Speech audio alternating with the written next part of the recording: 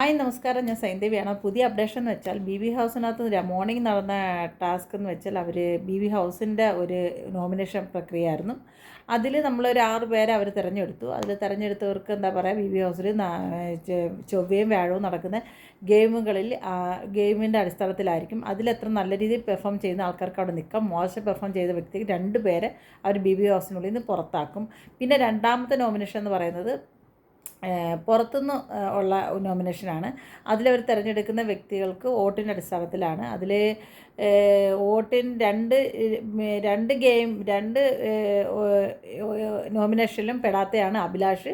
2 നോമിനേഷനിലും പെട്ടിട്ടില്ല. ബാക്കിയുള്ള ആൾക്കാരെയും തിരഞ്ഞെടുത്തിട്ടുണ്ട്.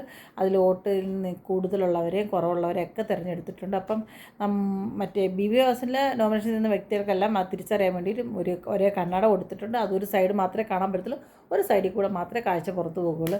അപ്പോൾ ഇതൊക്കെയാണ് ഇന്നത്തെ വിശേഷം. അപ്പോൾ അടുത്തൊരു അപ്ഡേഷനായിട്ട് ഉടനെ തന്നെ വരാം. Okay, bye bye, Tata.